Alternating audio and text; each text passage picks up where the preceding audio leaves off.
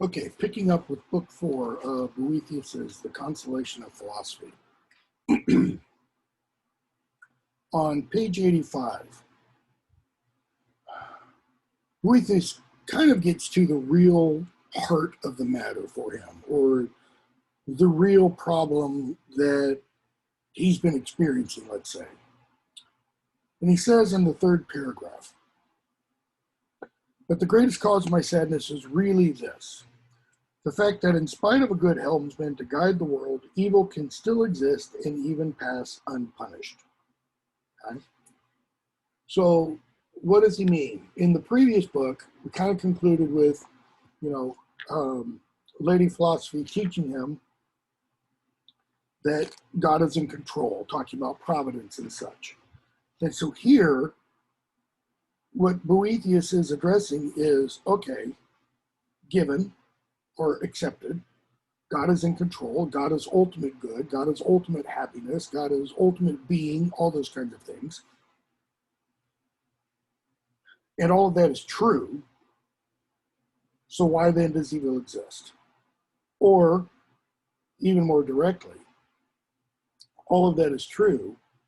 Why then do evil things, bad things, happen to good people? In fact, he goes on in that same paragraph. But there is something even more bewildering. When wickedness rules and flourishes, not only does virtue go unrewarded, it is even trodden underfoot by the wicked and punished in the place of crime. That this can happen in the realm of an omniscient and omnipotent God who wills only good is beyond perplexity and complaint. That is, it goes beyond reason. That not only can wickedness thrive and flourish, but that it can punish the good, while God is omniscient, all-knowing, and omnipotent, all-powerful, and who desires only the good. How can that be? For Boethius, that is a contradiction in terms. Okay? And Lady Philosophy says, you're right. It would be an infinite wonder and an outrage if that were in fact true. Okay? Top of page 86. She says, from him, God, too, you can learn that sin never goes unpunished or virtue unrewarded, and that what happens to the good is always happy, and what happens to the bad, always misfortune. Okay? Now, I think if you were to put yourself in Boethius' shoes at this point, within the fiction of the tale, bear in mind, so he's sitting on his bed, Lady Philosophy standing next to him, and she says that. I think you got to imagine him kind of scratching his head and going, what? What are you talking about? What do you mean virtue goes unrewarded? What do you mean that virtue is rewarded? I was virtuous, and I'm here in prison getting ready to get my head squeezed, So she goes on. And she says, I'm going to read this lengthy paragraph and then talk about the poem. You have seen the shape of true happiness when I showed it to you just now, and you saw where it is to be found. That is, in God. And when we have run through all that, I think we should clear out of the way beforehand. When we should run through everything that I think we need to get out of the way beforehand, I will show you the path that will bring you back home. That is, once I get you through all the briars and all the thorns and all the things that are in your way, and she means in your intellectual way, that are stopping you from seeing the truth, then I will show you the path that will bring you back home. I will give your mind wings on which to lift itself. All disquiet shall be driven away, then you will return safely to your homeland. Bear in mind, where is his homeland? With God, right? So then we get the poem. And she says, for I have swift and speedy wings with which to mount the lofty skies. Think of that Platonic / Ptolemaic image that I gave earlier, Earth surrounded by the moon, etc., in the various spheres. And when the mind has put them on, that is, these wings, the wings of philosophy, the earth below it will despise. Okay? It mounts the air sublunary, the air between the earth and the moon, and far behind the clouds it leaves. Now, notice that's talking both literal clouds and figurative clouds. That is, once it rises above the clouds, it will look back, if it does look back, and see clouds covering the earth. But what will it look forward to? Light. Light. Just like when you take off from an airplane, and if there's cloud cover, it's dark and dingy and gray beneath, and you break through those clouds, what do you see? You see the bright sun, right? Skipping down quite a bit, line 17 of the poem. It treads beneath the speeding ether, possessing now the holy light. That is the mind as it continues rising. Possessing now the holy light, for here the King of Kings holds sway. The reins of all things holding tight. Notice the image. God, the King of Kings, is the ultimate horseman on his stallion, holding the reins of the universe.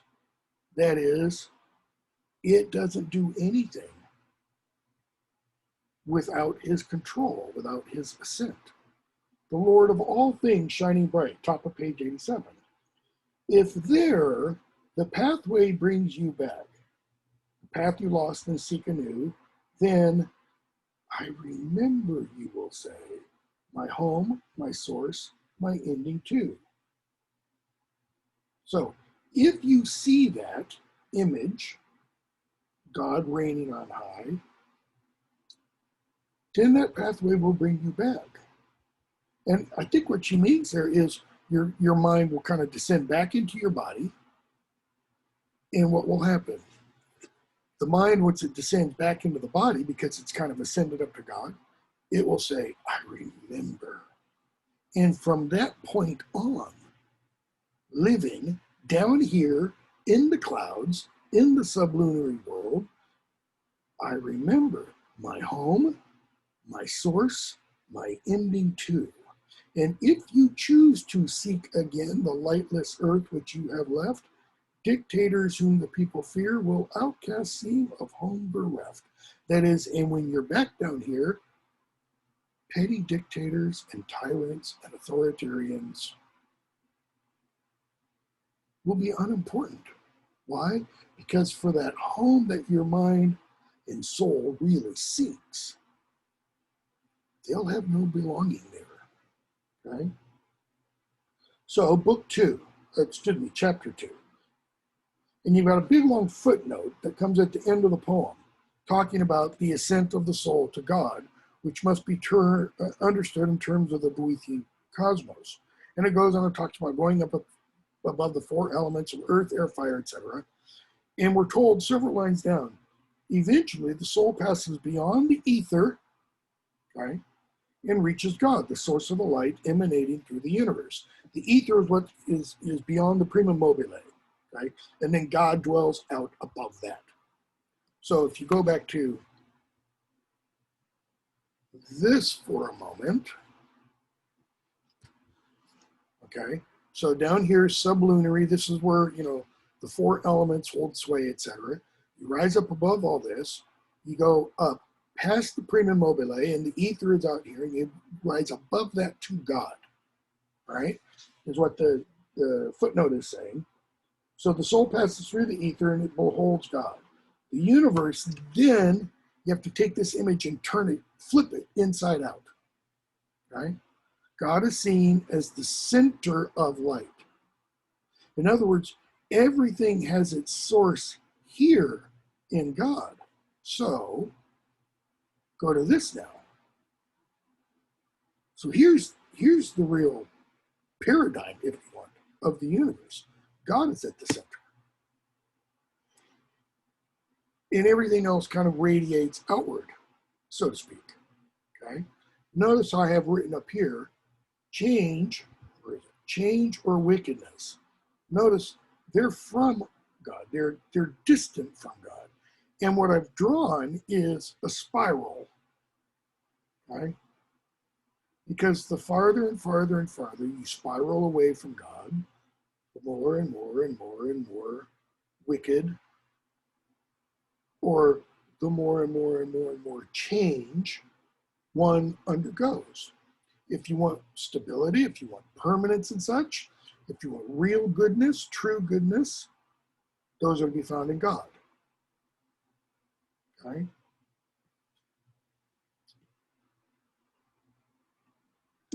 Let's go on. So, page 88.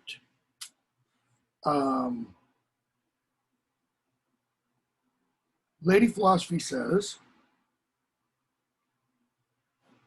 in order for humans to do something, to do anything, brush your teeth, put on your clothes, write books of philosophy, etc., there are two things that the performance of that activity depends upon: will and power, or volition, if you want, desire, and power, the ability to perform that desire. So she says, lacking will, in the absence of the will, a man is unwilling to do something and therefore does not undertake it. That is, if you don't first have the desire to do it, you're not going to do it. And if you don't have the power to do it, even if you have the desire to do it, it's useless. For example, will and power have to work in tandem, right? I could say, for example, I want to play basketball like Michael Jordan. I have the will, I have the desire. I don't have the power. I could practice basketball for the next 20 years. I would never be able to do it. I could say, I want to run as fast as Usain Bolt. Nope, not going to happen. I could have the desire all I want, but unless I have the power to achieve it, the ability to achieve it, it's not going to happen. I could say, I want to write poetry like William Shakespeare. I could have the desire, but not the power. Okay? So she goes on and says, middle of the page 88, men's power or ability is judged by what they can do, and their weakness by what they can't do. You judge whether or not someone's able to do what they say they're going to do by their ability to do it. You judge their weakness by their inability, right? So she then goes on and said, now you remember earlier you agreed that the instinctive desire of the human will is towards happiness. And he says, yes. And happiness is a good in itself, right? And similarly, since they seek happiness, all men seek the good. He says, yes. So all men, good and bad alike, strive for the good. He says, yes. Bottom of page 88. But surely men become good, Lady Philosophy says, by acquiring goodness. That is, you don't become good by merely willing it. Okay? What do you have to do? You have to achieve it. Why do you achieve it? By doing it. Shakespeare has, I did not pull this out, Shakespeare has in the play Hamlet. Hamlet addresses his mother. He goes up to her room and he addresses her and he convinces her of the wrongness of her actions, sleeping with her brother-in-law, who she's now married to, okay? And he tells her, assume virtue even if you don't have it. And the verb assume there means put it on, like it's a coat, okay? And he says, for if you assume it this evening, if you assume to be virtuous this evening, and you stay away from your husband's bed, it will make it easier to assume that virtue the next night. And he goes on to say, by assuming the habit of virtue, habit meaning both the practice and, like a nun's habit, the dressing, the gowns of virtue, what? One becomes virtuous.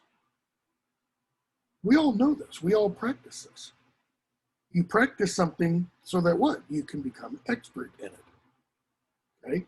We just don't think of virtue as something that you practice. Here's an example. You want to stop smoking. What do? Stop smoking. My major professor for my doctorate, guy who directed my PhD, he woke up one morning and decided he was going to stop smoking. He was like 60 or 65. He had smoked. No, take that back. He was 55 or 60. He had smoked since he was 12 years old. He woke up one morning and decided he was going to stop smoking, and he did. Chewed a lot of gum. Didn't use nicotine patches. He just decided. That is, he assumed a virtue, and it was hard. And the next day was hard. And the next day was hard. But after a couple of months, he no longer had the desire. Okay? So she goes on, top of page 89. So good men obtain good.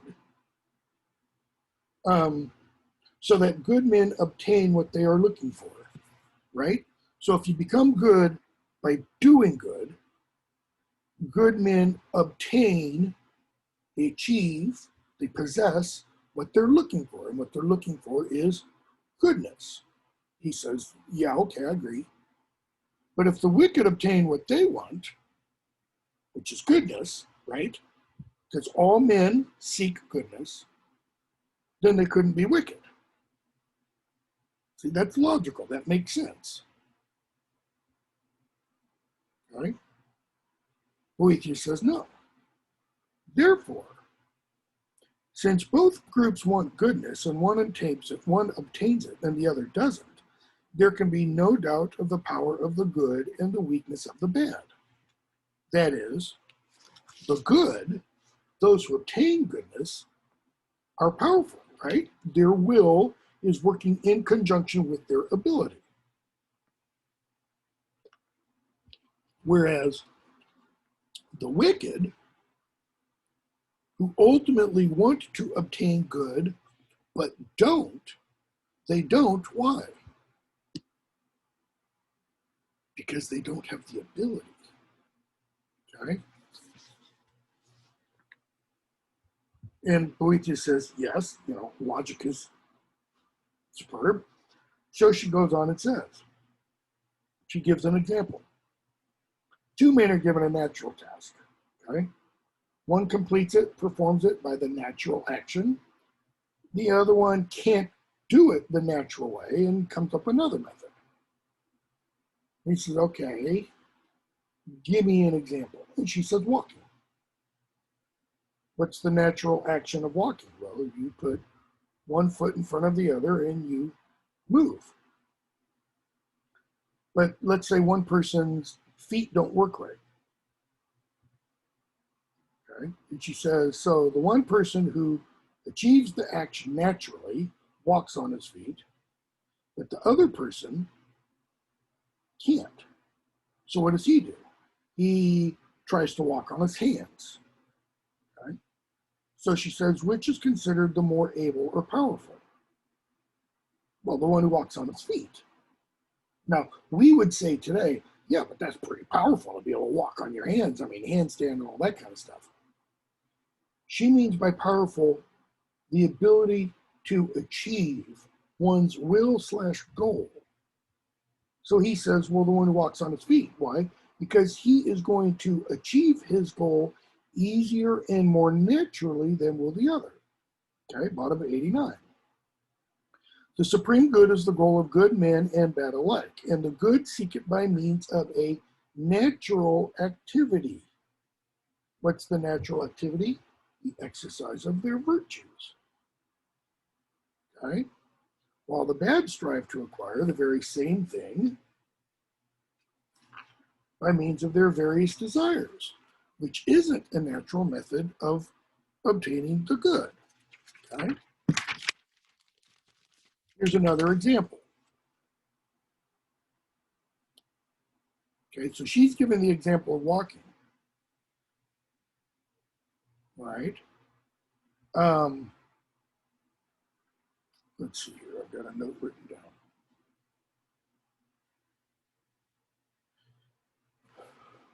If the good desire is to make a living, to earn a living to support a family, let's say, what would be the natural activity, the virtuous activity, be to achieve that? To have a job, to earn a salary. What would be the, as she puts it, to acquire the very same thing by means of their various desires that isn't a natural method of obtaining the good? Theft, robbing a bank.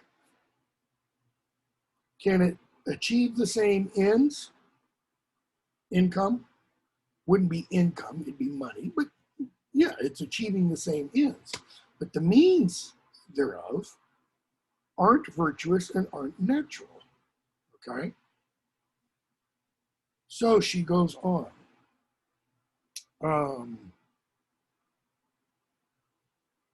Let's see here. So just think how great the weakness is that we see in wicked men. They can't even reach the goal to which almost by compulsion their natural inclination leads them. Okay? They have to reach it by some other way or attempt to reach it by some other way. So she says, okay, now notice what point she's getting at. He said at the beginning of this book, or at the beginning of this, this book 4, that, his real problem was the wickedness. The wicked seem to thrive and prosper while the good are punished by the wicked. And how can that work in a universe where God is good and God is omnipotent and all-knowing? So the quest in which they fail, middle of page 90, is the quest for the highest and most important of all things, that is, the good. And success is denied these wretched men in the very pursuit they toil at night and day to the exclusion of all else. The same pursuit in which the strength of the good stands out. Why? Because the good achieve their goal.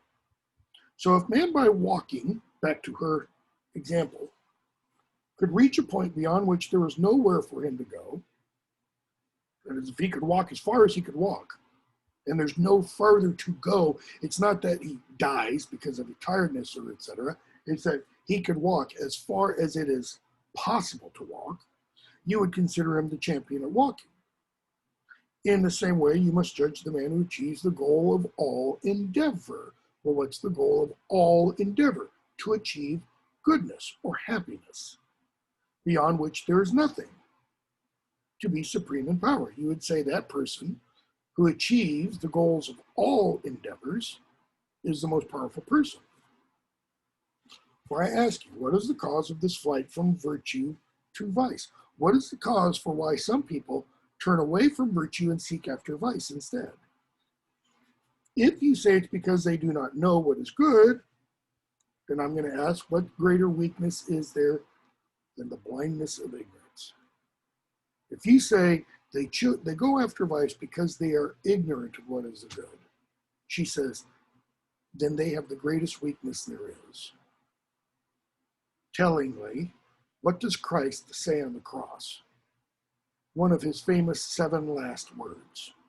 Not word meaning an individual word, 7 last sayings.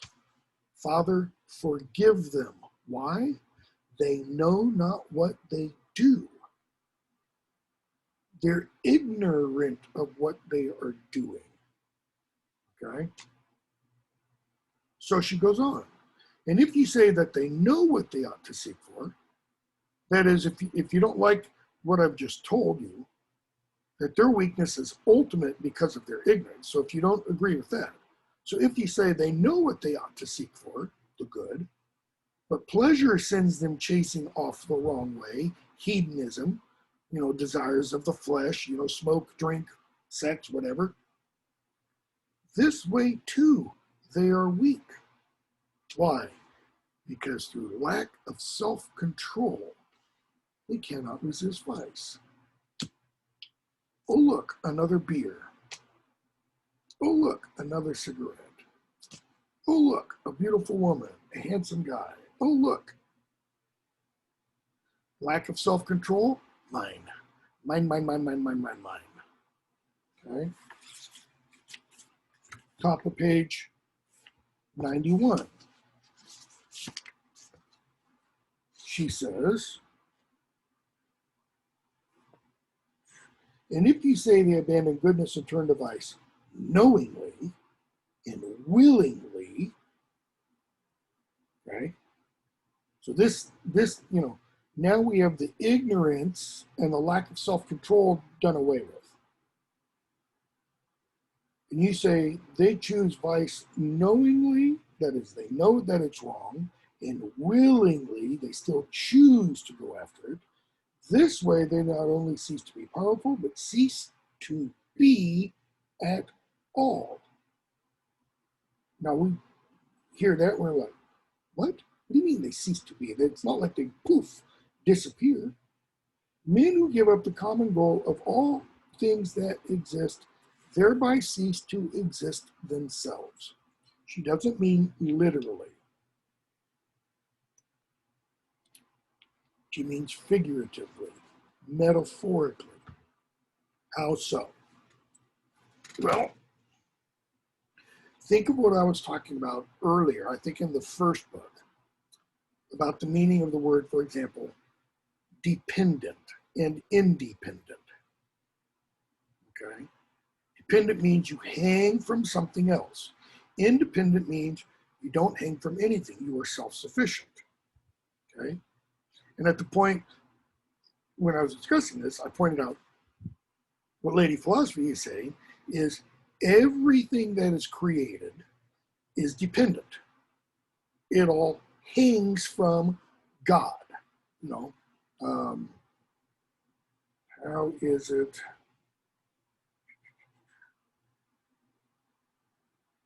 St. Paul says in the book of Colossians,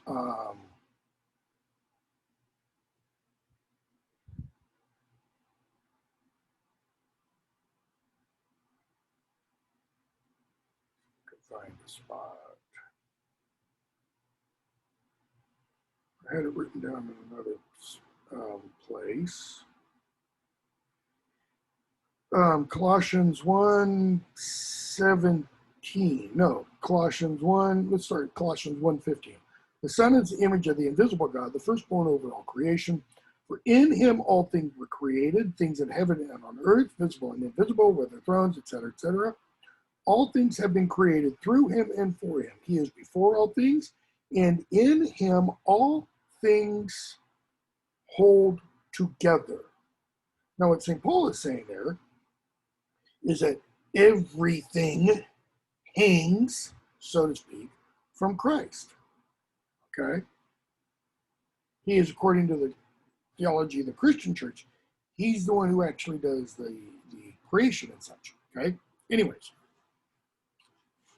she says, men who give up the common goal of all things that exist thereby cease to exist themselves.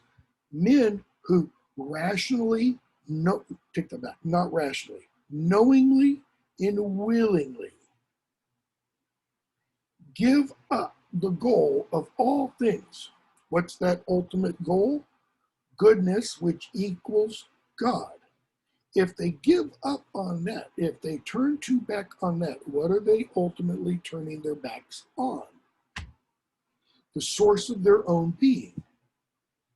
If they turn their backs on the source of their own being, her argument is they then figuratively / metaphorically cease to exist themselves. Lady Philosophy's argument is if you say God does not exist, then, according to her argument, and the logic that she's been putting forth from book 1 to this point, then you don't exist. Because God is the first of all things and uncreated and such. Okay? So, She says a thing exists when it keeps its proper place and preserves its own nature. Well, that word nature is important there because it relates to its, not just its essence. We think of, what's the nature of something? Like, what is the nature of this book? Well, it's paper and such. That's partly what she means. What does she really mean? What is its source? What is its origins? Okay? And you could say, the book factory, the paper factory, the tree, keep tracing all those things back.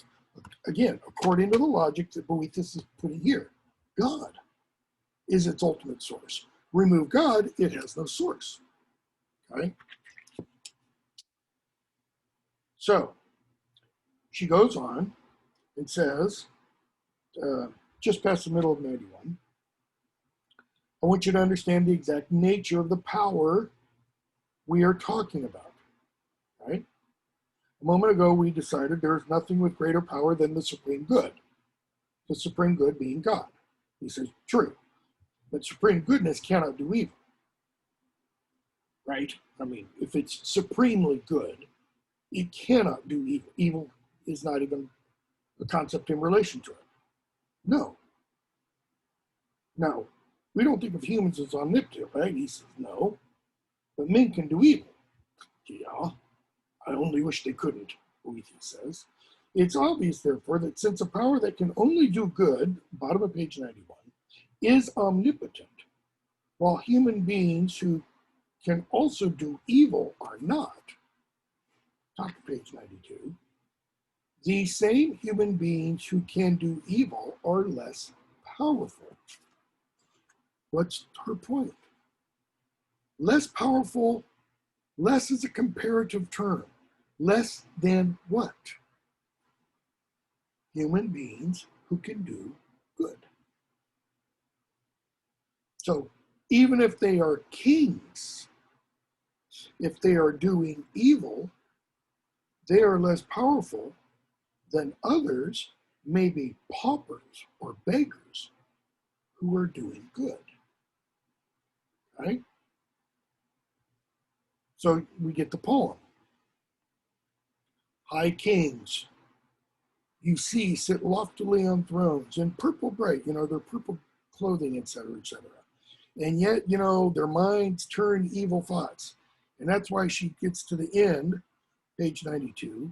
Here, captive sorrow that is in the king's mind, sits or hope torments, here in one heart so many tyrants rule, the king's own wills deposed, the enslaver enslaved, the king's own will, because the will should be directed towards what?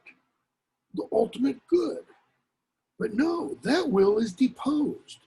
The enslaver enslaved. Hold on a second.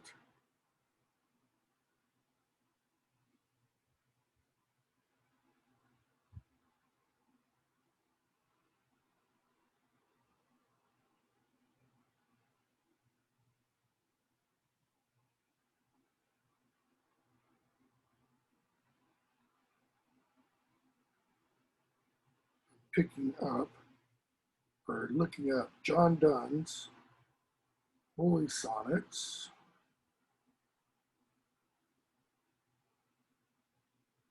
I did my my dissertation on Donne's Holy Sonnets, and Donne says in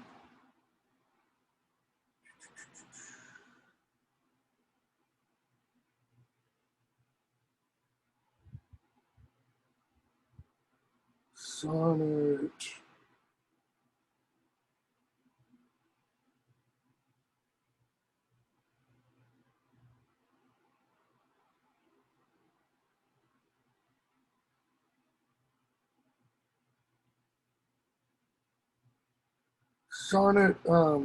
according to some order, in Sonnet 14, the sonnet that begins right at my heart.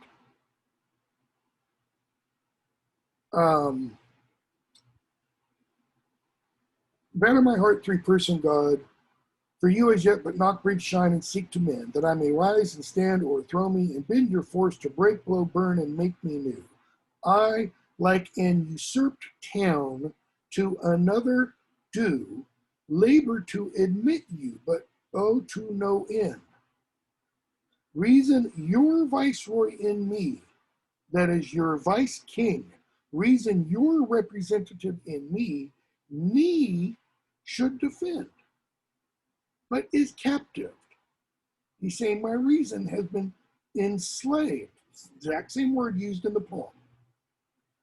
And proves weak, unable, or untrue. Notice the language. Lady Philosophy has talked about will and ability. Weak refers to ability. Untrue refers to will here. Right? Yet dearly I love you and would be loved fain, but am betrothed unto your enemy. All right? So the king's own will deposed.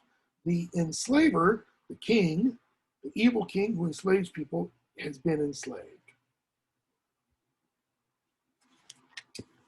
Chapter 3, right? Page 93. She says, the proper way of looking at it is to regard the goal of every action as its reward. The goal of every action, right? Just as the prize for running in the stadium is the wreath of laurels for which the race is run. What is the goal of eating? Nourishment, right? Nourishment. What is the goal of taking a course? Let me rephrase that. I'm sure we could have vastly different answers. What should be the goal of taking a literature course? Learning that literature. Notice the goal should not just be getting an A. It should be learning the material, okay? So she goes on and says, bottom paragraph of that page, look at it this way. Think about it this way. Goodness is happiness, right? They've already asserted that.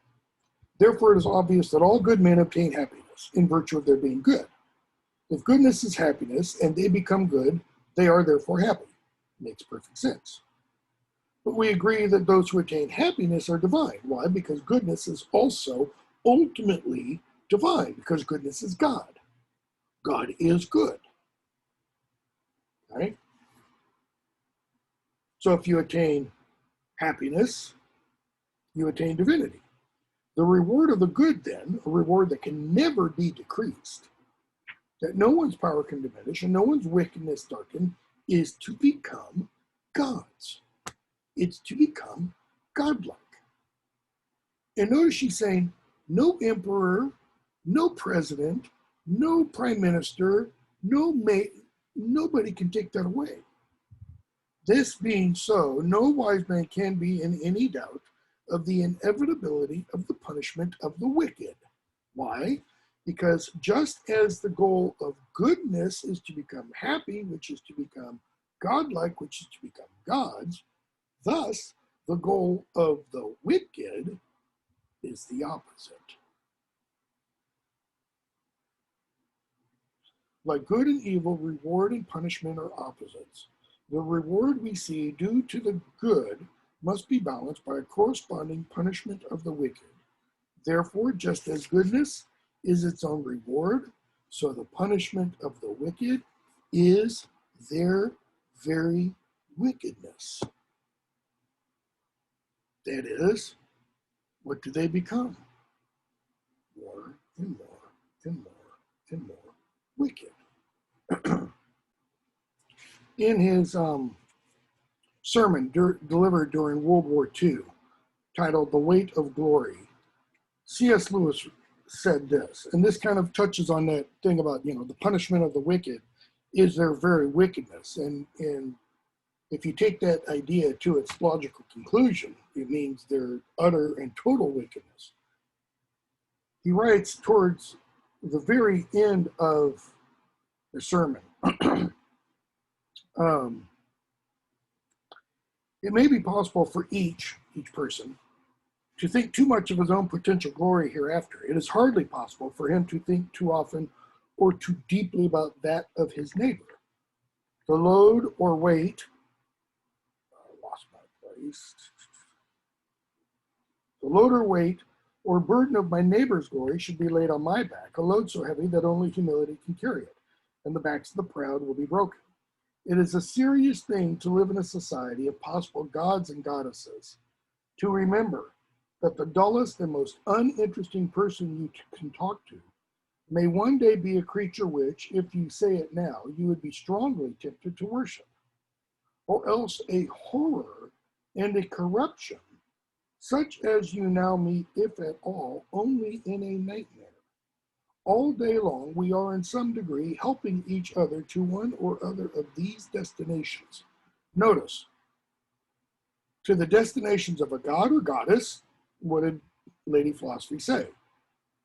Those who are fulfilling the desire for goodness and moving ever and ever towards that goodness are ultimately going to become gods. They're going to, as she put it, participate in the divine nature, or, as she suggested, they're going to become ultimately wicked, or as Lewis puts it, a horror and a corruption that, if you saw it now, would be like a nightmare.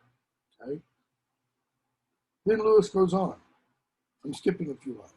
There are no ordinary people. You have never talked to a mere mortal. Nations, cultures, arts, civilizations. These are mortal, and their life is to ours as the life of a gnat. But it is immortals whom we joke with, work with, marry, snub, and exploit. Immortal horrors, if they follow their wickedness, I included that, back to Lewis, or everlasting splendors. Okay? We'll probably come back to Weight of Glory in a moment.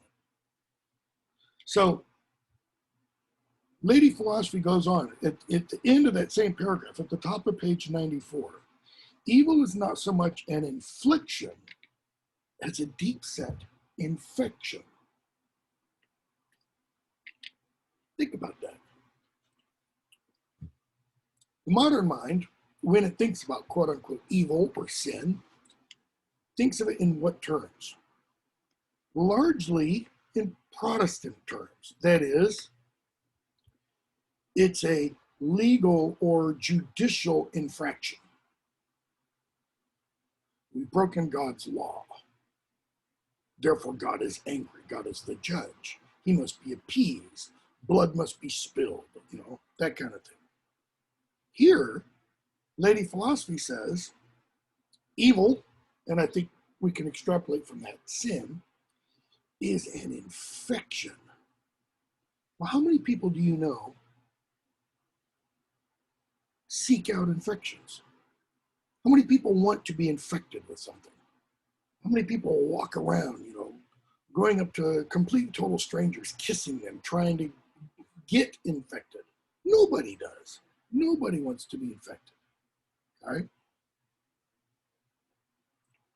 This is interesting because in the early church considered sin, and the sin of Adam and Eve, for example, not to be a legal infraction. They considered it to be a turning away from God, and in doing so, the opening of the door to an illness that allowed an illness to come in. We're going to get back and touch on this idea later. Okay. Next paragraph, 94, long paragraph on page 94.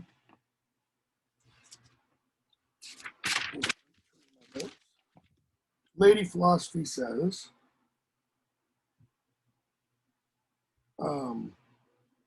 a short while ago, you learned that all that exists is in a state of unity, right? Because God's providence is control, everything, right? Working together. And that goodness itself is unity, from which it follows we must see everything that exists as good. Okay. Notice, All that exists in unity. God orders, the nine concentric spheres and all that kind of stuff that they believe is the ultimate reality, or how reality is actually structured and such. And that goodness itself is unity. That was part of unity equals God kind of a thing. So therefore, everything that exists is good. This means that anything which turns away from goodness ceases to exist. It's the same kind of thing. You turn away from your source of being, you deny your existence. Okay? Therefore, the wicked cease to be, not period. They don't do something wicked and poof, they disappear. No, they cease to be what they once were. This is really important. A whole person, a healthy person, has no illness, right? True. An ill person has the whole body, but has an illness in it, like cancer. Cancer may be confined to one small space, or it can spread throughout the body. Think of that as the analogy for wickedness. That they used to be human, and let's say whole or healthy, is shown by the human appearance of their body, which still remains.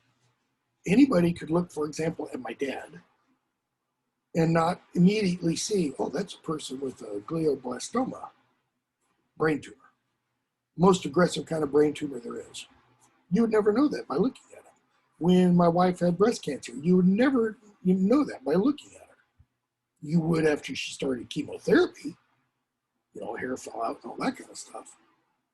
You wouldn't look at me unless you saw me walking after, several days of being on my feet or something. You wouldn't look at me and know I've got bad knees or bad shoulders, Okay? So the person looks the same, but they're not inside. But she's going to go on and even make a point, and I'm going to draw an allusion to another work of literature, where sometimes the wickedness does have a physical manifestation. That they used to be human is shown by the human appearance of their body, which still remains. So it was by falling into wickedness that they also lost their human nature, that which they were born with. That is, the desire, the movement, the instinctual seeking out of good. Now, since only goodness can raise a man above the level of humankind, it follows it is proper that wickedness thrusts down to a level below mankind, those whom it has dethroned from the condition of being human. Look at the character of Lord Voldemort in the Harry Potter novels. Okay? Before he goes on his killing spree at the age of 16, we're told Tom Riddle is a handsome young man. But after the killing spree begins, after the Horcruxing begins, what happens? He physically starts to change. Why? Because Rowling wants to show us there. He has what? Well, let's use language from Gandalf in Lord of the Rings. He has broken something to find out what it is and has left the path of wisdom. He thinks he can make himself immortal by breaking his soul into little bits and putting it in various places. Whereas Lady Philosophy, Gandalf, Lewis, others say, you want immortality? You find the source of immortality. What is the source of immortality? Search for happiness. Search for goodness. Voldemort doesn't want to do that. He does Lady Philosophy's language. He takes the unnatural way. He takes the unvirtuous way. And what does he do? In doing that, he becomes less than human. In fact, he becomes more and more and more, we would see, snake-like. And it's not an accident that she chooses a snake. All right? So, she says, the result is You cannot think of anyone as human whom you see transformed by wickedness. They become unhuman. C.S. Lewis, again, in his novel Paralandra, the second book in the space trilogy, he has a character. I'm not going to give you an overview, but he has a character who invites into him essentially Satan. Okay? This is set on another planet. It is a planet that is innocent. That is, there is no evil there, except for this character when he arrives. And the hero is a character named Ransom, who has been flown to this other planet by angelic beings so that he may counter the character we're going to read described. And the character we're going to read described is named Weston. He's a scientist, a physicist. Okay? And so he has invited this, demonic power into him. He says, on page 96, he's talking to Ransom and talking about, religion and God and the devil. And he says they're all the same. Insofar as I am the conductor of the central forward pressure of the universe, that is the driving mechanism of creation, I am it. Do you see, you timid, scruple-mongering fool? I am the universe.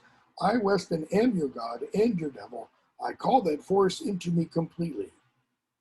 And then, he undergoes a spasm, and Ransom continues looking at him after he, the character bites off a bottle, so his mouth has now got blood and stuff. And we're told the face suggested that either he was in no pain or in pain beyond all human comprehension. Later on, Ransom follows this character and he watches him and he observes him ripping the backs off of frogs just for fun. And we're told he saw a man who was certainly Weston. He did not look like a sick man, but he looked very like a dead one. The face which he raised from torturing the frog had that terrible power which the face of a corpse sometimes has of simply rebuffing every conceivable human attitude one can adopt towards it. The expressionless mouth, the unwinking stare of the eyes, something heavy and inorganic in the very folds of the cheek, said clearly, I have features as you have, but there is nothing in common between you and me. This, in fact, was not a man. That Weston's body was kept, walking and undecaying, in Paralandra by some wholly different kind of life, and that Weston himself was gone. And from that point on, the narrator refers to the body of Weston, animated by something else, as the unman. Okay? The unman, the opposite of man. Because he has become the exact opposite of everything that man ought to become.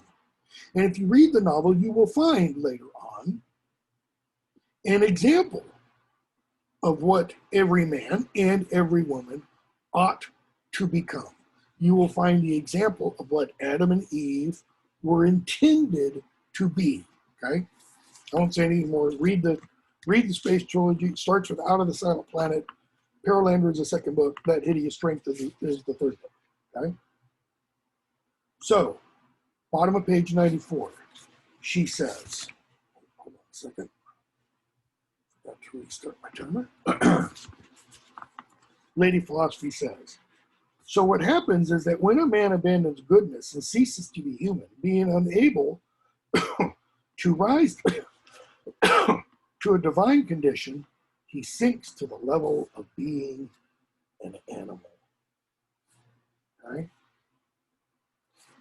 And the poem then talks about Odysseus and his men going to the island of Circe, where the men drink Circe's drink, and what happens? They turn into wolves and lions and bears and pigs, and Okay? Book 4, chapter 4 of book 4. Boethius says, I agree, you're right. Nailed it. You're entirely right. Okay? But I could have wished that no freedom was allowed to the fury of cruel and wicked-minded men to bring destruction on the good.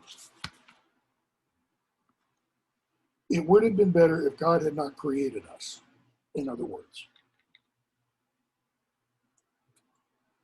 Have you heard that argument before? I have. When bad things are happening to somebody, when somebody's life is totally falling apart, it would be better if I didn't exist. The book of Job. Job laments his birth. Okay?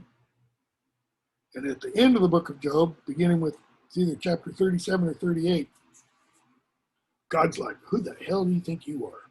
Okay? Read Job if you have.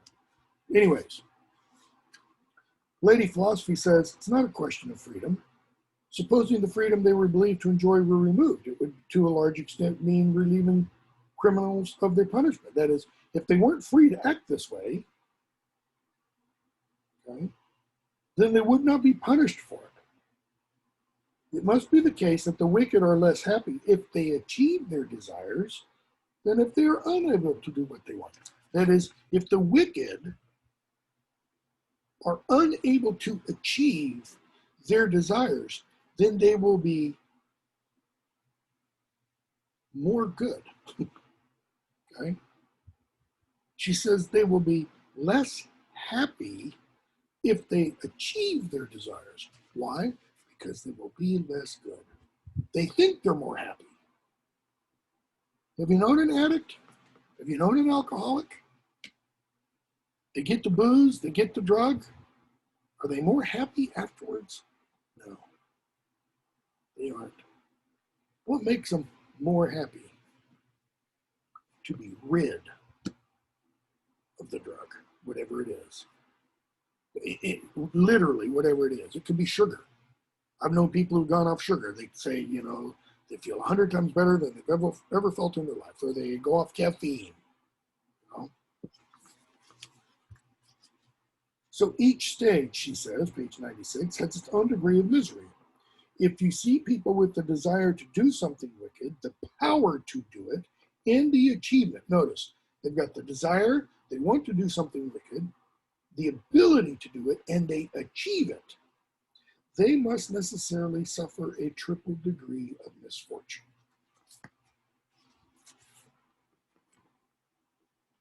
And I think that's why Dante depicts hell the way he does. Because the people who are the farthest down are the ones who do exactly that. They have the desire, they have the power, and they achieve it to the greatest extent. And for Dante, the greatest achievement of evil is the betrayal of one's Lord, which is why in the lowest circle of hell, you have Brutus. I don't think it is Cassius. Maybe it is Cassius. I'm drawing a blank. Brutus, somebody, and Judas. Brutus, who betrayed Julius Caesar. Judas, who betrayed Christ. And who's the ultimate? The one who's kind of plugging the hole of hell. Satan himself. Because he betrayed God. Okay? Boethius, yeah, I agree. And I hope very much that they will soon be released from this misfortune by losing the power to do evil. He's kind of saying, and I hope Theodoric is released from this misfortune. How? By being removed from power. They will be released sooner than perhaps you would wish or they themselves expect. Why? Because human life is short compared to immortality. If wickedness, top of 97, is the cause of their misery, it follows that the wickedness makes them the more wretched, the longer it lasts. If death did not at last end their evil, I would count them the unhappiest of men. And this is why, I'm not going to read it, in that same collection of essays, The Weight of Glory and other essays, Lewis has an essay titled, Why I Am Not a Pacifist. Okay?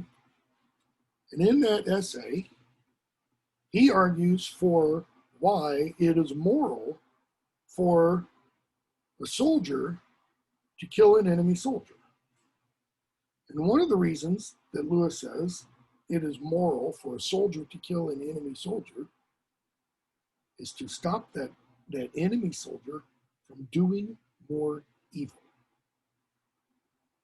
Because for Lewis, well versed in Boethius, when you stop someone else from doing evil, you stop that individual from harming him or herself.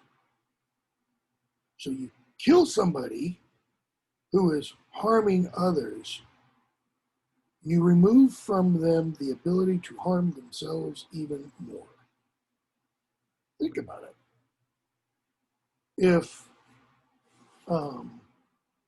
the plot against Hitler in 1944 and 1945, if that had succeeded, World War II in Europe would have ended sooner.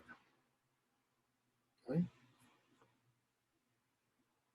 Little mind game. Just think if somebody had assassinated Hitler in 1939 or 1933, there would be no Second World War, as far as we know. Okay, it's think of all the millions that would still be alive, or Stalin, or Mao. Right? So she goes on and says, middle of 97.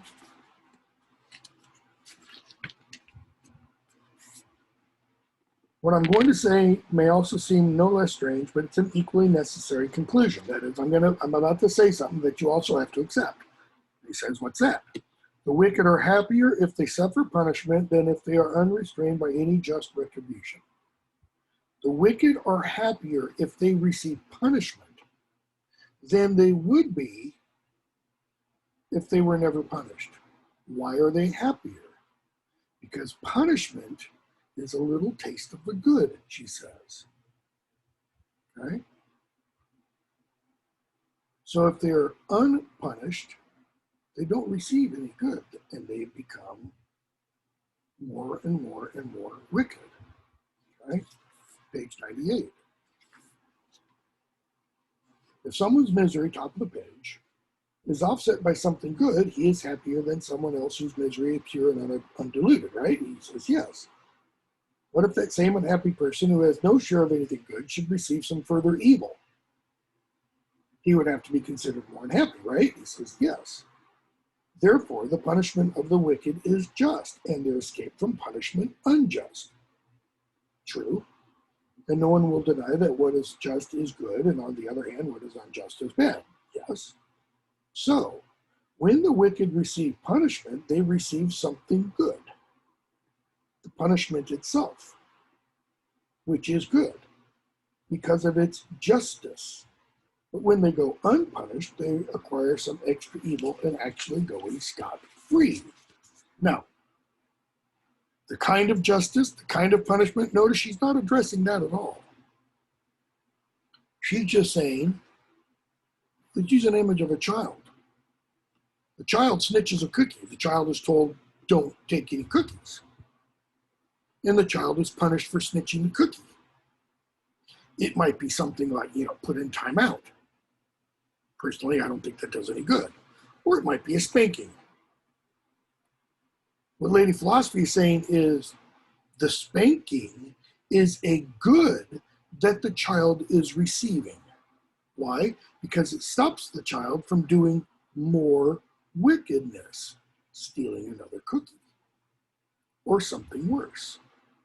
This is, if you extrapolate this to political science or criminal justice, this is the broken theory, the broken windows theory of policing.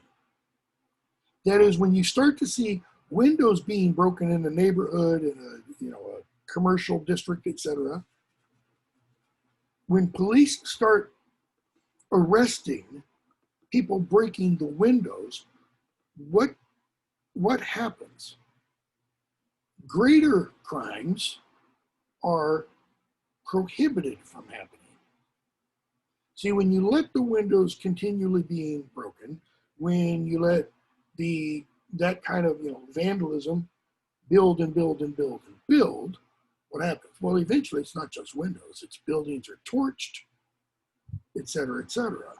So you start small, you start low, and you nip that problem in the bud, and you change behavior that way. Okay? So she goes on. Boethius asks, let's see here.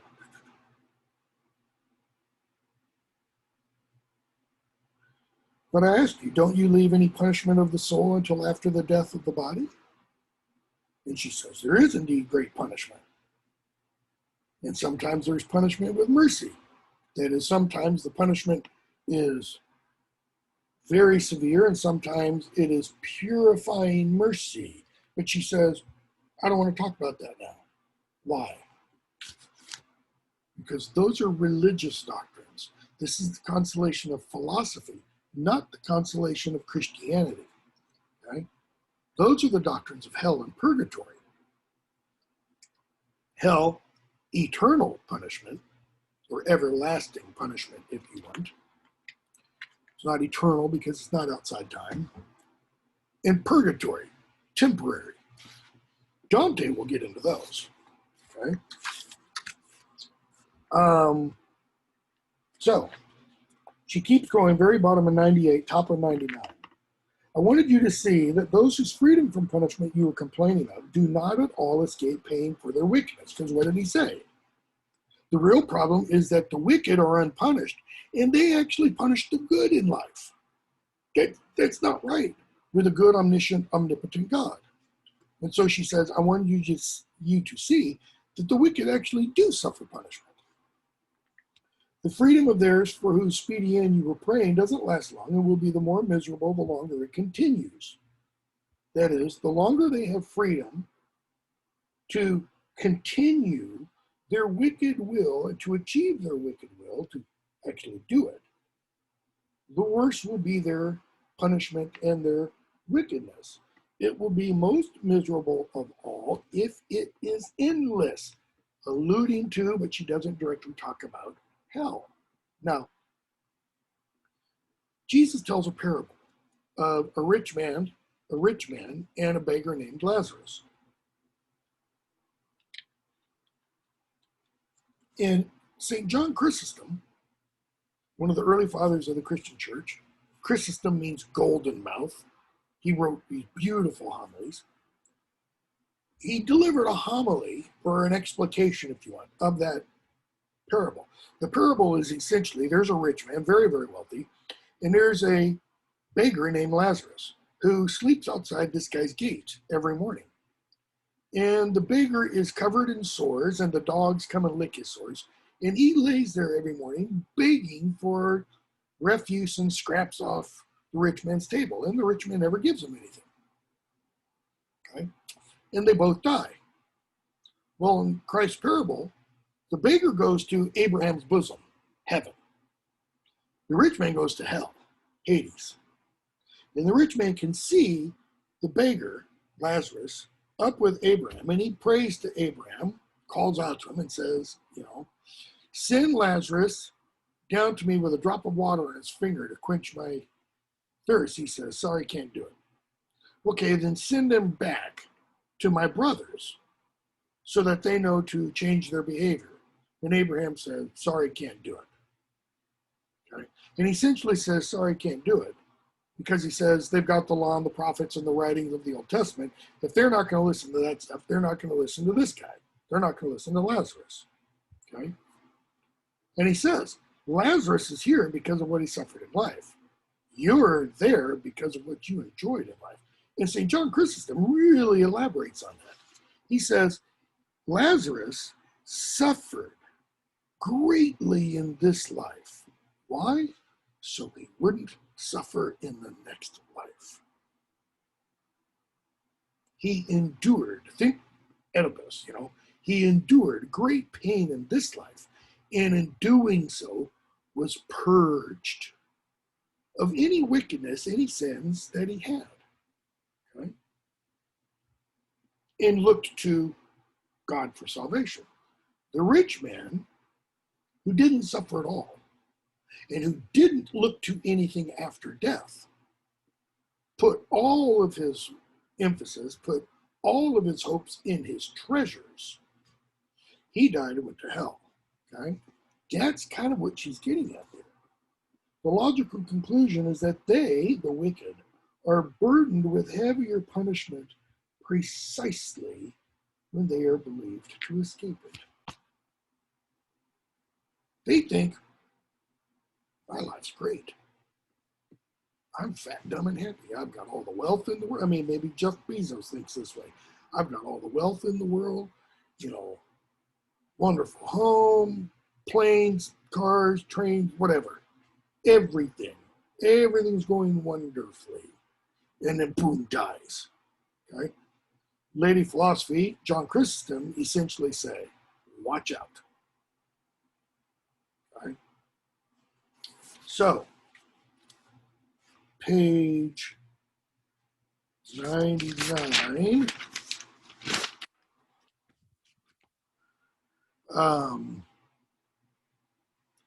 She says, in response to Boethius says, okay, now I understand what you're talking about. But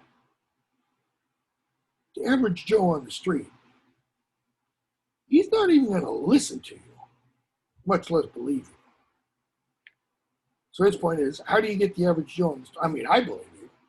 I'm listening to you because I'm a, doctor of philosophy, so to speak.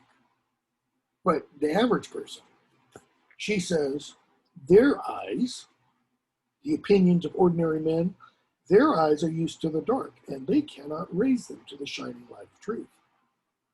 You, Boethius, your eyes have been trained to see the shining light of truth. So she says, as long as they look at their own desires and not the order of creation out there, as long as they look at their own desires, and it really means their own sensual desires, not just sex, but those things that feed all the senses, taste, food, smell, taste, touch, hearing, sight. They think of freedom to commit crimes and the absence of punishment as happy things. But let's see what's decreed by everlasting law. If you've turned your mind to higher things, there is no need of a judge to award a prize. It is you yourself who have brought yourself to a more excellent state. That is, if you turn your mind to higher things, that in and of itself is the reward. See, we used to think that the purpose of a university was to broaden the mind. Now the purpose of a university is what?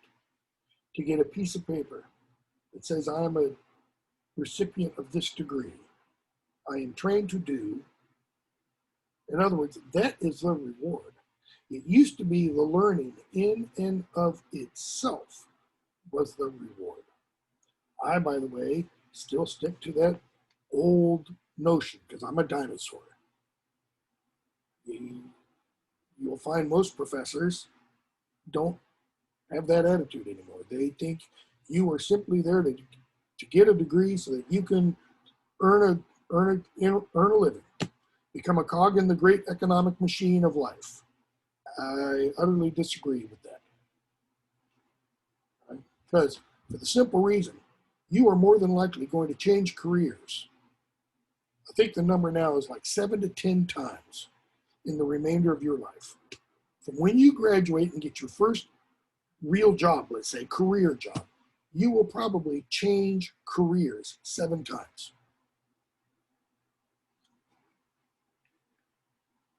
So how good is training in one little narrow area really going to help? Or should you really be exposed to a lot of different ideas, a lot of different disciplines that help you navigate the difficulties of life? Anyways, so she says, You have directed your zeal, but if you have directed your zeal, your desire, toward lower things, do not look for punishment from without. It is you yourself who have plunged yourself into the worst condition. Just as if you look by turns at the sky and the dirt of the earth, everything else disappears. You seem at one moment to be in the mud and the next among the stars, just by the action of looking. You know, I quoted earlier that the thing from Proverbs, as a man thinketh, so is he. Your perspective is all important. If you're looking at the dirt, what do you see? Dirt. If you're looking at the sky, at the stars, what do you see? Stars, light. If you look towards death, what do you see? Death. If you look towards life, you see life. Right? Page 100.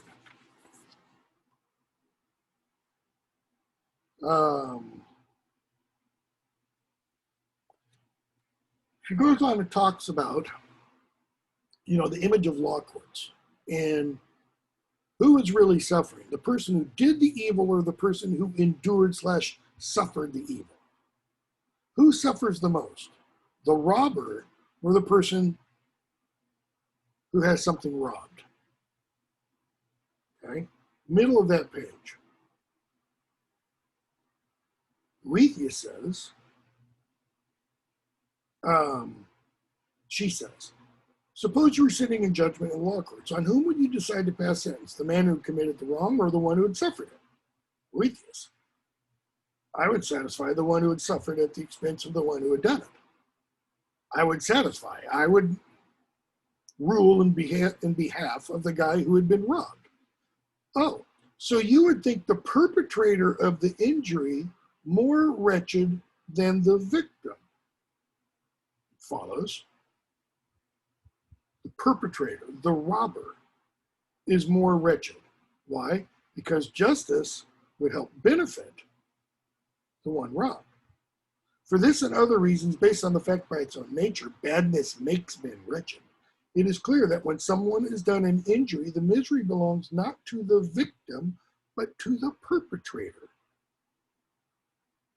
We kind of go, what? I mean, if I shoot someone, the person who was shot, they're suffering, right? Yes.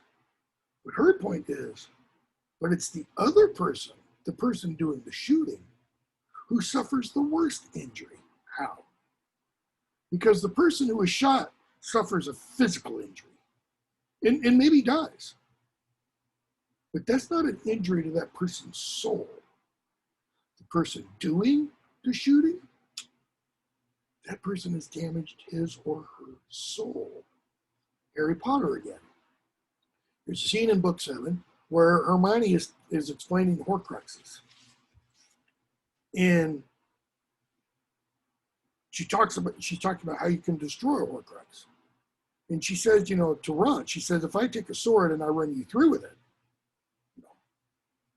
it's not going to destroy your soul. And he's like, well, gee, thanks. I mean, because it's still going to hurt. She says, no, it's going to hurt. It's not going to hurt your soul. But what Lord Voldemort did by the Horcruxes, he damaged his soul. And she says the soul is supposed to remain whole and inviolate, unviolated. It's supposed to be single, unified, okay? It's an image of God, Lady Philosophy would say. So,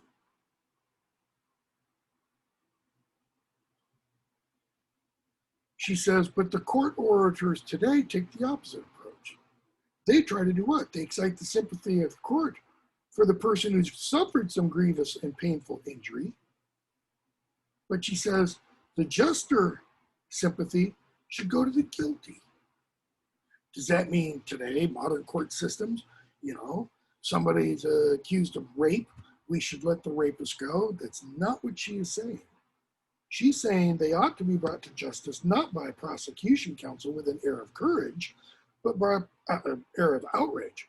but by a prosecution kind and sympathetic, like sick men being brought to the doctor. In other words, justice and punishment ought to be what? Restorative. It ought to seek the healing of the individual. It should not be merely punitive. And my attitude on this has changed 100% over the last 10, 15 years. I used to be a real strong proponent, for example, of capital punishment. Now I am not. Why? Capital punishment is entirely punitive. It does not seek to change a person's behavior at all.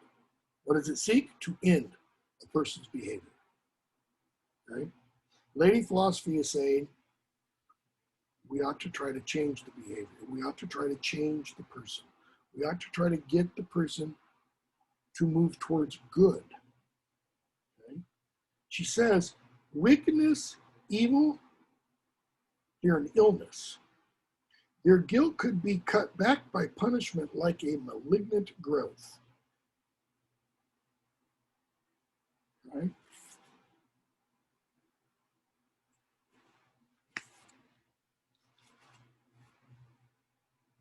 Harry Potter, in the last book of the Harry Potter series,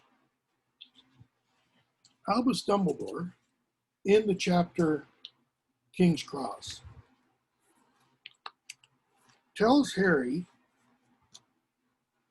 just before Harry goes back to the world of the living,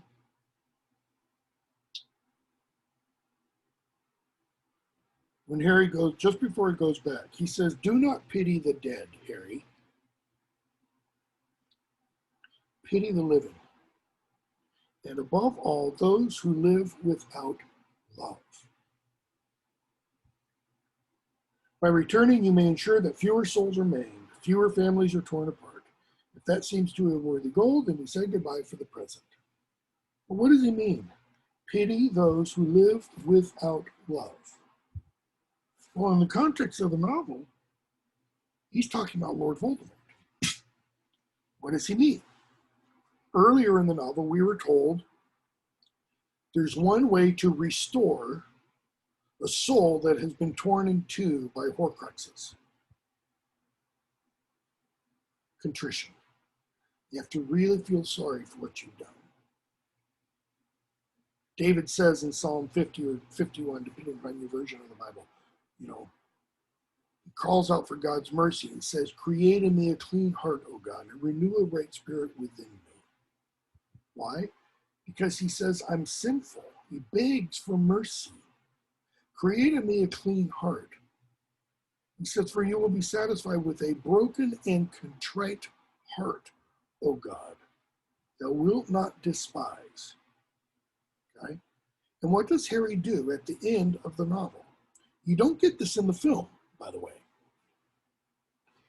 He gives Tom Riddle the opportunity to repent. He says, be a man. Feel some contrition. I've seen the real you. He's telling him, he's warning him. I know what's going to happen to you if you die unrepentant. If you die uncontrite, your soul will remain forever torn. He's giving him the opportunity to make his soul whole again. Okay? It's the greatest expression of love in the entire series. He wants Voldemort to be healed. Right? Lord of the Rings, something very similar. Early on, second chapter of the first book, Gandalf was talking with Frodo. And they're talking about Gollum. And Frodo can't understand what Gandalf is talking about. It's in the chapter, The Shadow of the Past. And Gandalf tells Frodo how much he pities Gollum. Frodo says, pity? I don't pity Gollum. What a pity that Bilbo did not stab that vile creature when he had the chance. Gandalf replies, it was pity that stayed his hand, pity and mercy, not to strike without need. And he has been well rewarded, Frodo. And he goes on. And Frodo says, I'm frightened. I don't have any pity for Gollum. Gandalf, you have not seen him. No, and I don't want to. I can't understand you. He says he's as bad as an orc. He deserves death. Right? Gandalf, deserves it? I dare say he does. Many that live deserve death, and some that die deserve life. Can you give it to them? Notice, Dumbledore said, don't pity the dead. Why? Because you can't bring them back to life.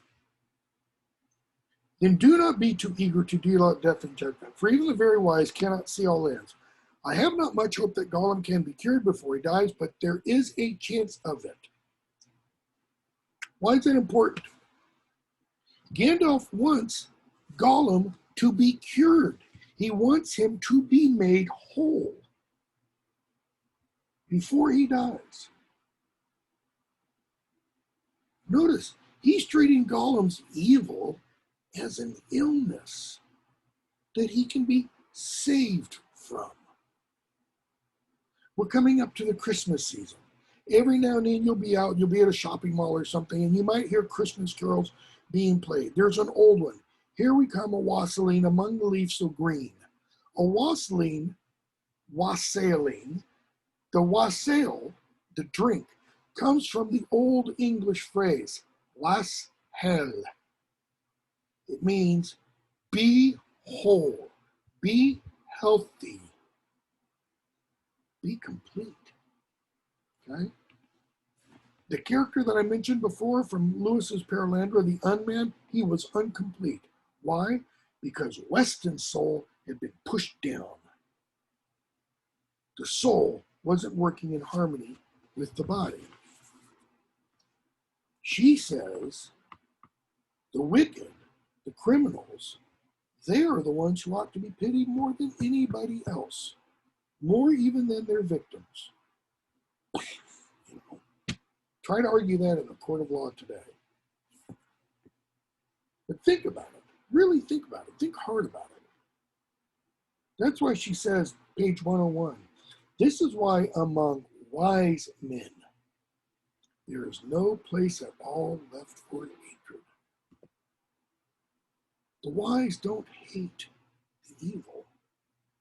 For no one except the greatest of fools would hate good men, and there is no reason at all for hating the bad. For just as weakness is a disease of the body, so wickedness is a disease of the mind. Forgive them, Father, for they know not what they do. And then what does the first Christian martyr say? Stephen, as he's being stoned to death, forgive them, they know not what they do. That is to be the cry for Christians of every Christian who suffers, injustice. If they were of a right mind, they wouldn't be doing this.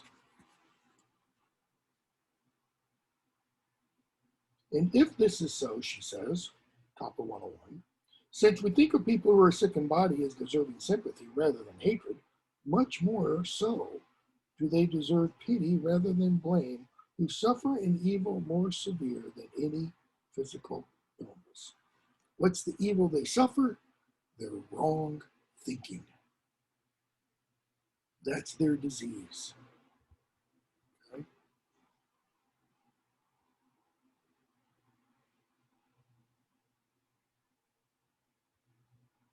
That's why the poem ends.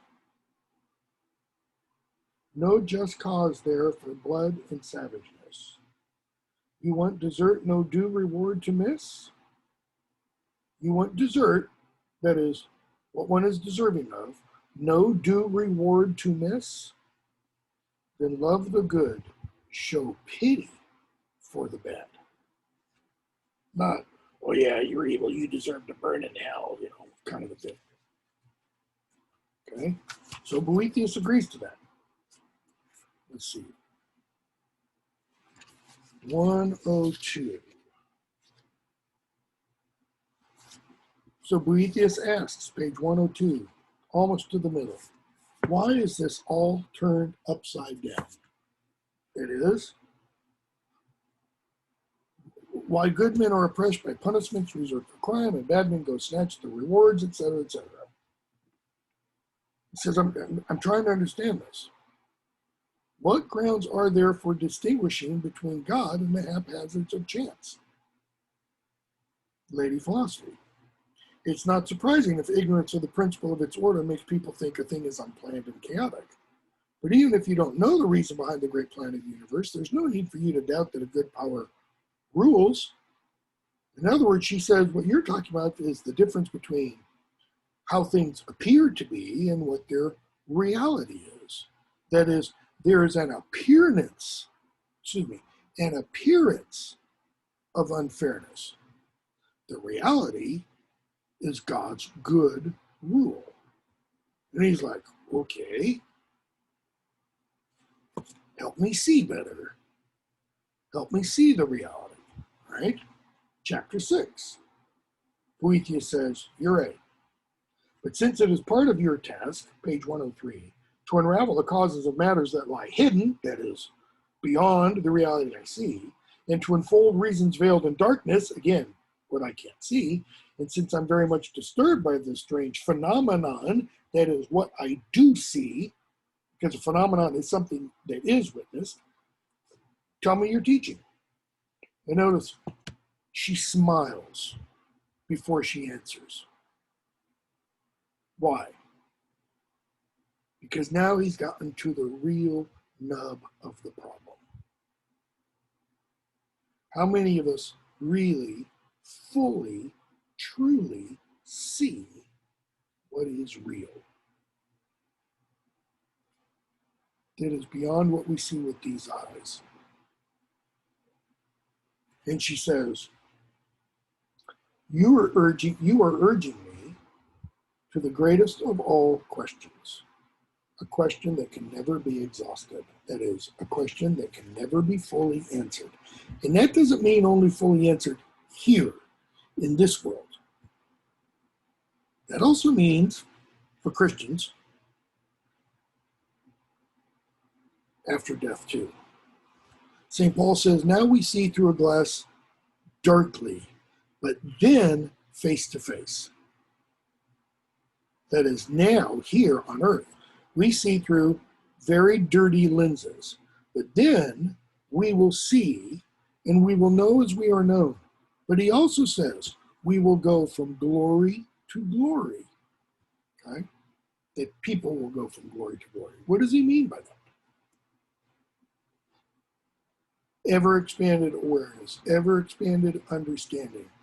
Does it mean that those in heaven who are beholding the beatific vision that Lewis spoke about, or that Dante is going to speak about, will ever fully know the quote-unquote mind of God? No. Why? He is infinite. We are finite. Those in that presence will always be finite. They will always be in the process of becoming more and more and more like God. They will never fully become 100% God. That is, they will never become what God is totally by his self-existing nature, because they will always be created beings. Okay? So that's why she says, this is a subject, it's kind of like the Hydra. You lop off one head, 3 more jump out. In other words, I solve one problem, 3 others are going to jump out. Okay? So she doesn't just say, therefore, we're going to skip this one. No, she says, the usual subjects of inquiry, that is about this topic, concern the oneness of providence, course of fate, haphazard nature of random events of chance, divine knowledge and predestination, freedom of the will, You yourself can see how difficult they are. Yeah. Okay. But she says, as a knowledge of these things too, as a part of your treatment, we'll try to determine something. That is, you need to know something about some of this. In spite of the narrow limits in which we are imprisoned by time. And there's possibly a pun there. Okay? The narrow limits in which we are imprisoned by time. That means what? Literally surface level, the narrow limits of his time. How much time does Boethius have left? He doesn't know when that knock on the door is going to come and he's going to be executed. As far as we know, he didn't. Okay? What else? You know, maybe he's not executed. Maybe he's going to live in prison till the end of his natural life. Well, that could be 30, 40, 50 years. He could have a heart attack tomorrow. Okay? So the time there, the imprisonment by time can just be his fleshly, earthly, bodily time. But what else does it mean? By being within time. Okay? We are limited in talking about what happens in time because we are in time. That is, she's suggesting we've got to find a means of somehow stepping outside of time. Okay? So, page 104. The generation of all things, the whole progress of things subject to change and whatever moves in any way, receive their causes, their due order, and their form from the unchanging mind of God. Everything that occurs starts up here in the mind of God. The mind of God has set up a plan for the multitude of events. When this plan is thought of as in the purity of God's understanding, okay, it's providence. Everything that occurs according to God's providence. And when it's thought of with reference to all things, whose motion and order is controlled, it's called by the name the ancients gave it, fate. Okay? So, when it's thought of in the mind of God, it's providence. When it's thought of, she says, with reference to the events themselves and how they play out, that's fate. So that's the providence as it occurs in the mind of God, fate as the events play out, let's say, in the universe. Right? And then she goes on and says, providence is the divine reason itself. Fate, on the other hand, is the planned order inherent in things subject to change through the medium of which providence binds everything.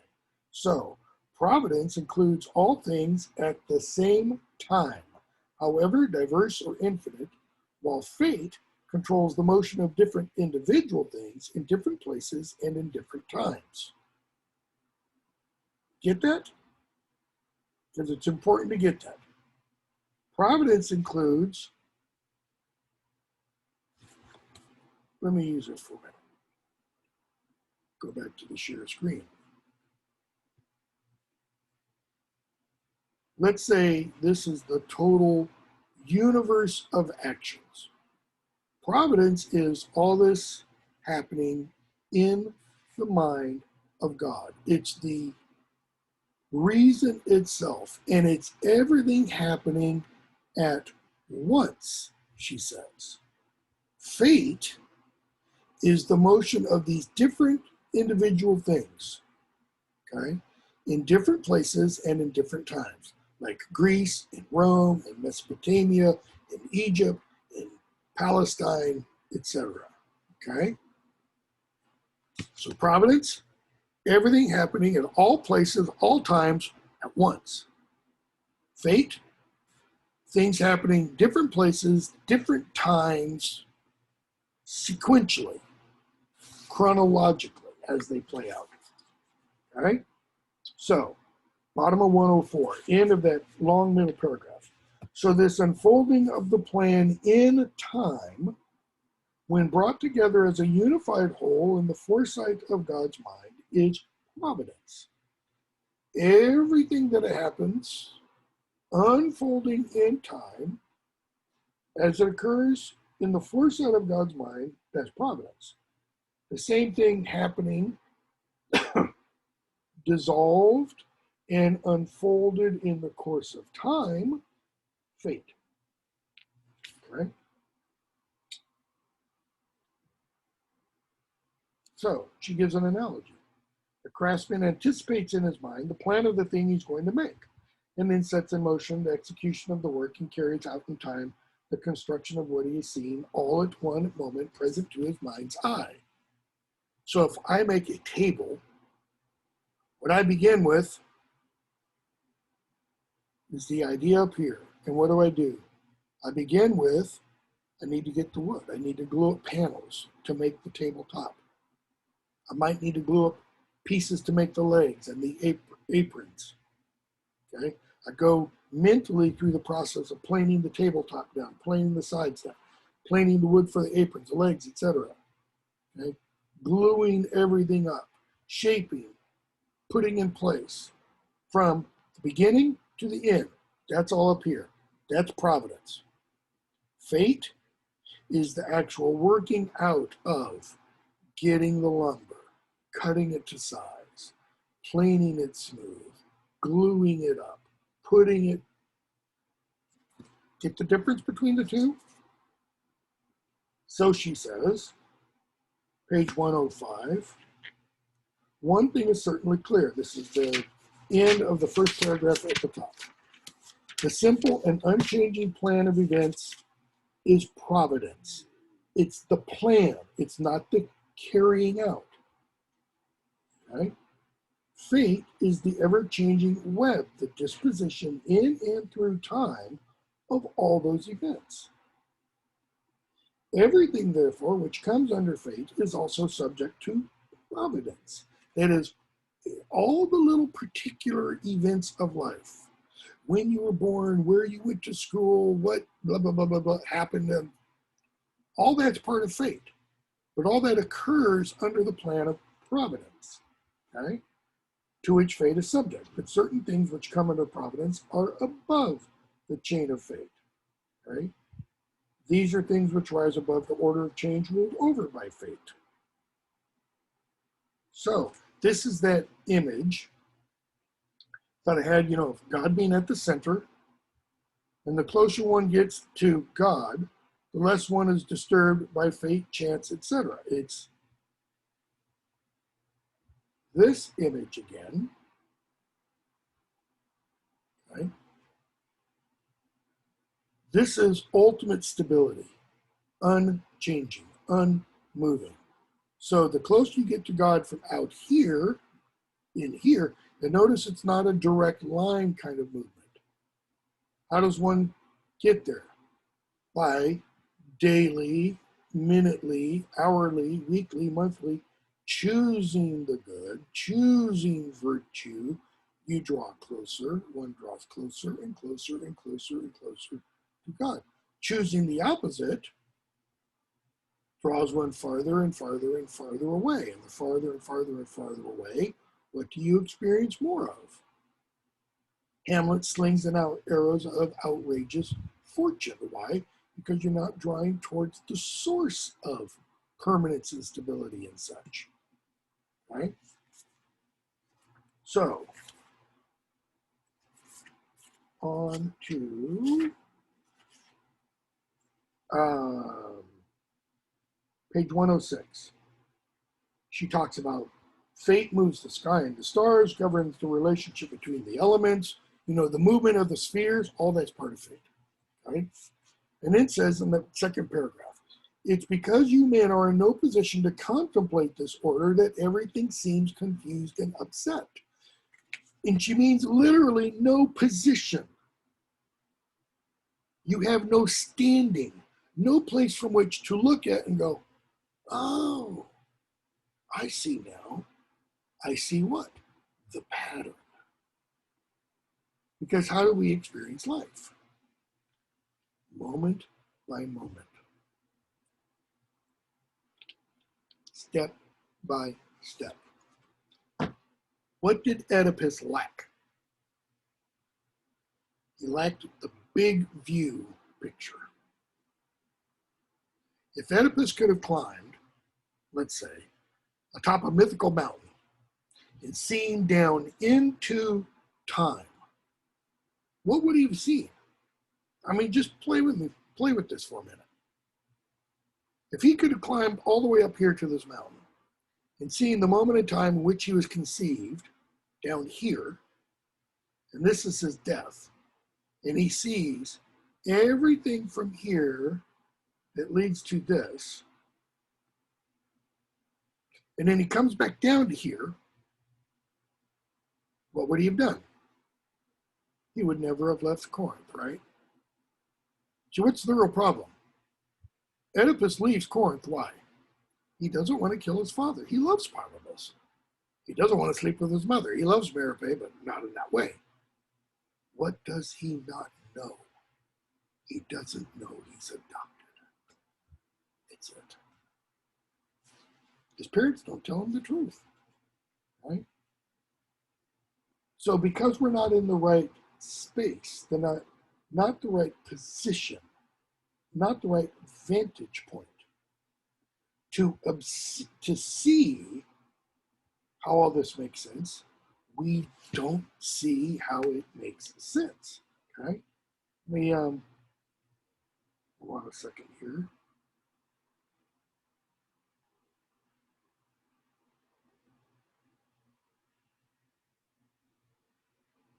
Shakespeare's sonnet 116,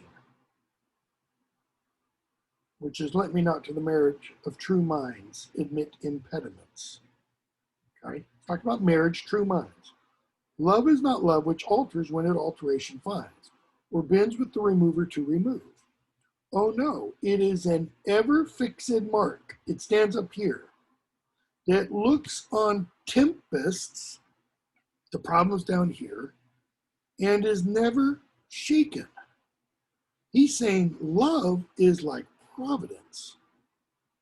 It's that real love. It's that vantage point that sees all the problems that go on in a marriage. Okay? It is the star to every wandering bark. The star means the pole star, the North Star. If you can see the North Star, you can navigate anywhere north of the equator. If you're in the southern hemisphere, if you can see the Southern Cross, you can navigate anywhere. Okay?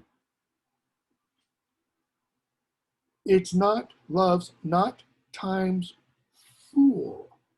That is, love, Shakespeare saying in this sonnet, is not subject to fate. If you've never read that sonnet, read it. Take my Intro to Shakespeare course whenever I teach it again. Okay? So, she goes on. Let's see here. She's talking about God and providence and good and ill and sickness and health. If you use an example of doctors, we know that in the case of the mind, page 107, health means goodness and sickness means wickedness. The protector of the good and scourge of the wicked is none other than God, the mind's guide and physician. He looks out from the watchtower of providence, sees what suits each person, and applies to him whatever he knows is suitable. That is, in the mind of God, he sees, Ted Sherman walking along in his life, and God sees what my various problems are, and he knows what I need to help overcome those problems. Right? Now, walking along in my life, I might not know what those problems are, much less know what I need to help overcome them. So what does God do? This then is the outstanding wonder of the order of fate. A knowing God acts, and ignorant men look on with wonder at his actions. But those things that God then puts into my life that are meant for my good, I might understand as what? Well, why did I get that ticket? I didn't need that ticket. And yet God says, in his mind, providentially, you keep driving like that, and not only are you going to get a ticket, you're going to get in a car accident and you're going to die. Stop. Ticket. Slow down. Okay? So, page 108. Providence, almost halfway down. Providence stings some people to avoid giving them happiness for too long. Stings some people to avoid giving them happiness for too long. Why? Think of that poem that I read the other day by George Herbert, The Pulley. Because they will start to think, oh, I've got everything made. There's a scene in the Old English epic Beowulf where this idea is discussed. The character Hrothgar delivers what is called Hrothgar's homily or Hrothgar's sermon. And he talks about someone who's given rule of men, who's given great power, great authority, great land. And what happens? After a while, we're told the conscience goes to sleep and the person thinks, I've got this all, and it's all because of my own actions. And that's when the slayer of souls attacks. Okay? And that's when the person is overthrown. Why? Because he thinks all the happiness is a result of his own actions. So God brings danger in. And others, she, Providence, allows to be vexed by hard fortune to strengthen their virtues of mind by the use and exercise of patience. Not about you, but patience is one of my hardest problems to deal with. I am an impatient person. So if, taking Lady Boethius, if I were to pray for patience, what is going to happen? God's going to put me in situations that demand patience. Careful what you ask for, okay? So, she says, some men at the price of a glorious death have won a fame that generations will venerate. Some, indomitable in the face of punishment, have given others an example that evil cannot defeat virtue. Look at Nelson Mandela. He spent 30-some years in prison. This was a man who had cause for hatred, real hatred. When he was released, he did not hate those who put him in prison. Look at Martin Luther King. He had real cause for hatred, and what did he preach instead? Love. Love. Okay? Page 109.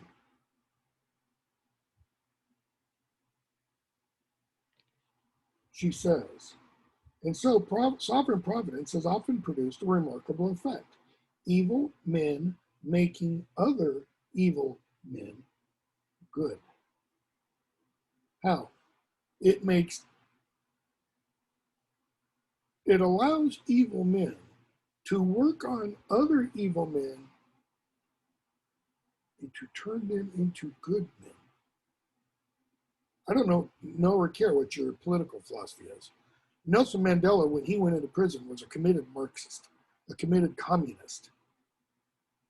When he came out, he wasn't so much. It's happened a lot in Marxist societies. Committed Marxists get put into prison, and they come out thinking, Marxism isn't so great. Okay? For some, when they think they suffer injustice at the hands of the worst of men, burn with hatred. And being eager to be different from those they hate, have reformed and become virtuous. Right?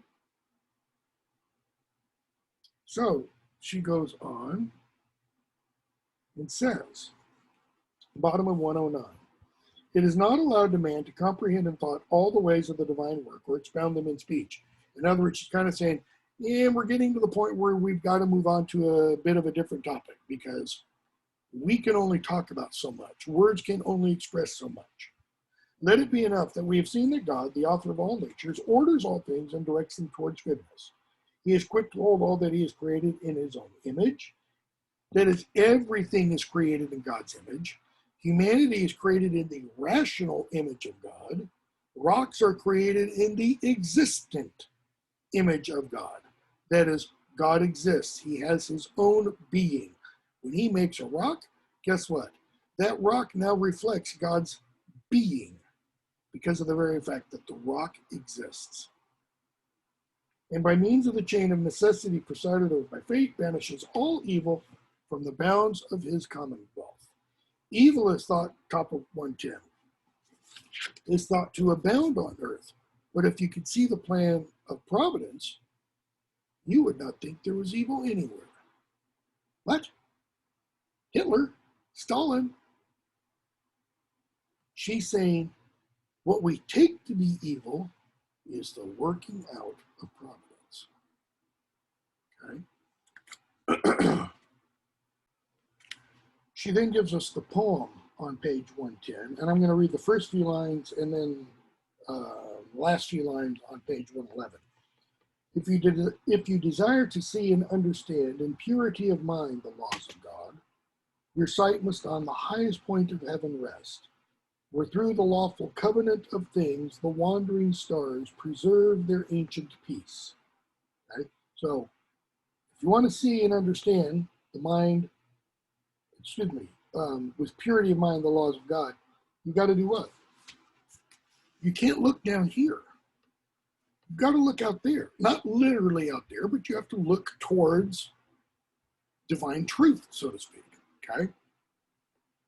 And she gives examples of what happens down here, with the seasons change and all that kind of stuff.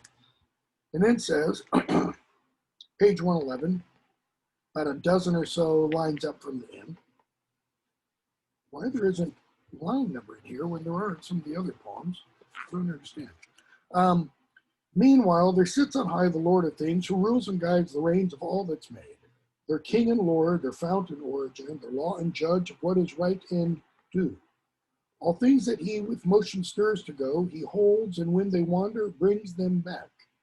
Unless he call them home to their true path and force them back their orbits to perfect, those things which stable order now protects, divorced from their true source, would fall apart. So if God did not control everything, it would all go helter-skelter. This is the love of which all things partake. Notice it's love that governs, ordains, and keeps everything in order, Lady Philosophy says. The end of good, their chosen goal and close. The end of good, that is the purpose of good. The good is their purpose. Okay? No other way can they expect to last, unless with love for love repaid they turn. That is, unless they respond with love or in love toward the love that makes them move, etc. And seek again the cause that gives them birth. And that's that passage again. Hold on. Where'd it go? Colossians 1:17, where Paul writes, 1:16, for in him all things were created, things in heaven and earth, visible and invisible, invisible thrones, powers, rulers, authorities, all things have been created through him and for him. He is before all things, and in him all things hold together. Okay? And through him to reconcile to himself all things. That's the, unless love with love for love repaid, they turn and seek again. Okay? And then also, should be the next one, Acts 17:28. Well, for in him we live and move and have our being. And then also, I don't have it pulled up, Romans 8:28. That all things work together for good for those who love God. Okay? Chapter 7. So she asks, okay, so what are the consequences of everything we've said so far? She says, do you now see what the consequence is? He says, nope. Nope, I don't get your point. All fortune is certainly good. He's like, how? Come on, explain that. All fortune, whether pleasant or adverse, is meant either to reward or discipline the good, or to punish or correct the bad. That is, what you call misfortune is designed to reward or punish the good, reward or discipline the good, or to punish or correct the bad. Okay? And he says, but it's a common expression that people have bad fortune. She says, oh, so you want to use kind of everyday, ordinary, common language? And he says, yes. Okay. She says, okay, well then think of something that's useful as being good, don't you? That is, you do think of something that is useful as a good thing. He says, yes. Such fortune as either disciplines or correct is useful then, isn't it? Yes. And so it's good. Yes. Now this kind of fortune, this is page 112. Now this kind of fortune is that of men who are either already on the path of virtue when they battle with adversity, or who turn to the path of virtue after quitting evil. Yes, that's true. So what about the pleasant fortune then that's given to good men as a reward? People don't say this is bad, right? And he says, no, they don't. Then what about the last kind of fortune, which is adverse and curbs the bad with due punishment? Do people think this is a good? When a bad or evil or wicked person has what's commonly thought of as bad fortune or punishment, do people think of that as good? He says, no, they consider it the most miserable thing. Take care that in following popular opinions, we haven't produced something really inconceivable. Take care that in following what people popularly conceive to be good or bad, she's saying, we don't come up with an idea that is simply untenable. What do you mean? Well, the result of all that we have agreed is that whatever the fortune of those who are in possession of virtue, whether that possession is perfect, still growing, or only incipient, it is good, while the fortune of all those who rest in wickedness is utterly bad. He says, well, that's true. So a wise man ought no more to take it ill when he clashes with fortune than a brave man ought to be upset by the sound of battle. So a person with wisdom who clashes with fortune shouldn't take it ill. Hello, Boethius, you are a man of wisdom. You shouldn't call it ill luck. For both of them, their very distress is an opportunity for the one to gain glory, the one in battle, and the other, the man of wisdom, to strengthen his wisdom. This is why virtue gets its name, because it is firm in strength and unconquered in adversity. Okay? And she goes on and talks about what you gain from adversity. And John Donne, in his Meditation 17, which talks about adversity, it's the meditation where Donne uses the phrase, first time used, ask not for whom the bell tolls, it tolls for thee, and no man is an island, etc. He talks about affliction in it. And he says, affliction is a treasure, and scarce any man hath enough of it. No man hath affliction enough that is not matured and ripened by and made fit for God by that affliction. Donne wrote this when he thought he was dying. Okay? And he's saying, affliction is useful for me. Why? If a man carry a treasure in bullion or in a wedge of gold and have none coined into current money, his treasure will not defray in his travels. Tribulation is treasure in the nature of it, but it's not current money in the use of it, except we get nearer and nearer our home, heaven, by it. Think of affliction instead of as misfortune. He's saying misfortune is useful for us if we use it, if we turn it into currency to help us get closer and closer and closer to God. If it builds character out of us. She says, it is, page 113, it is in your own hands what fortune you wish to shape for yourself. For the only function of adversity, apart from discipline and correction, is punishment. In other words, as a man thinketh, so is he. How do you respond? Right? And thus ends book 4. I will do another lecture for book 5.